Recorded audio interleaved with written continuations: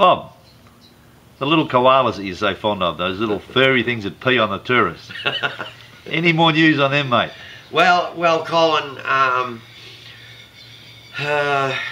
you know, I mean, we all know it's a really sad situation. We've got probably the best known little Aussie icon in the country, you know. Sure have.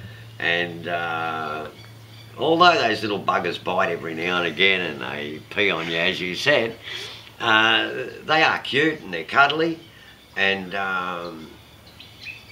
we are going to lose them. What do you mean we're going to lose them? Totally going to lose them. In southeast Queensland, Colin, it's my opinion. I'm not a scientist. It's my opinion that we will lose them. You work with some of the best medical people for koalas. You I work do. with wildlife carers in southeast I Queensland. do. Is that the information that you're getting and the feedback you're getting from people who work daily with these animals? Yes, you don't sir. work daily with them. That's the mail you're getting. That's the mail I'm getting. They have reached, I'm not saying this is Australia-wide by any means, but in southeast Queensland, they have reached what we call the tipping point. And the problem with that is, once they reach that tipping point, once they start to go over that hill, over the edge, it isn't impossible to get them back, but by golly, it's we're going to need a lot of luck, and we're going to need a change of attitude. By who? By our governments. By our governments, Colin. What are they doing? What are they doing to kill a koala? Just about everything possible. What? Overdevelopment, removal of habitat. Overdevelopment, Colin. You know, like we've just been through this with the turtles up here in North Queensland.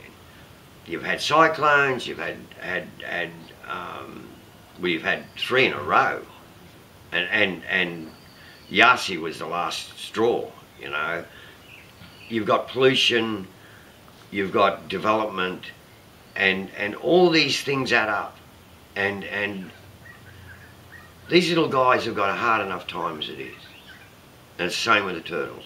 They've all got a hard enough time dealing with what comes naturally, without us, as the most destructive species on this planet, making it a bloody sight worse.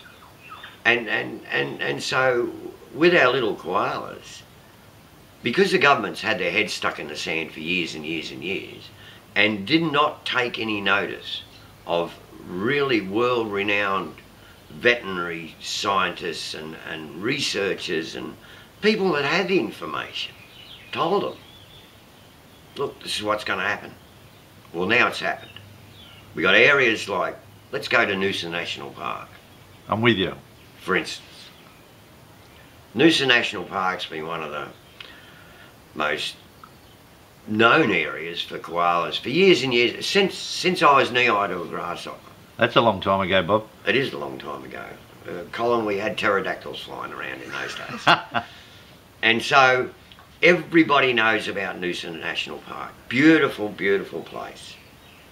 Do you know what the numbers of koalas are there now? Tell me, Bob, how many? 2.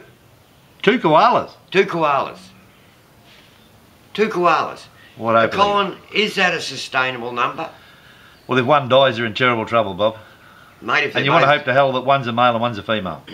I can't answer that question for you, but all the data I've got from the people that are in the area, the researchers, the carers, the people that have got a passion about it, is that all they can find is 2 koalas.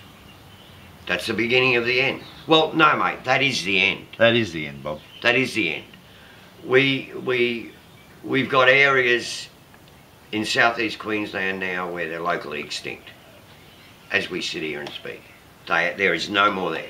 What do you want? And Colin, what is the point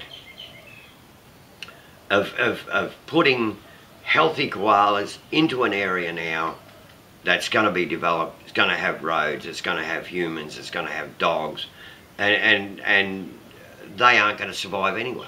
So what's the point? It's too late for the koala, you think? Where do we go? I think we're buggered, mate. We're buggered. The koala's buggered.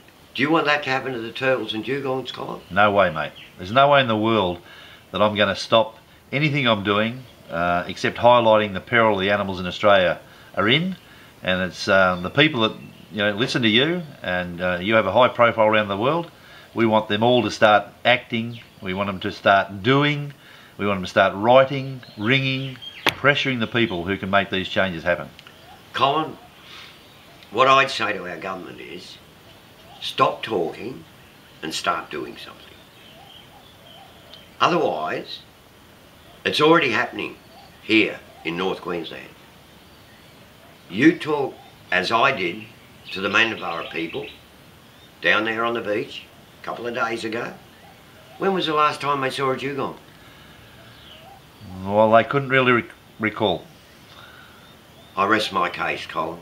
Spot on. Thanks, Bob. No worries.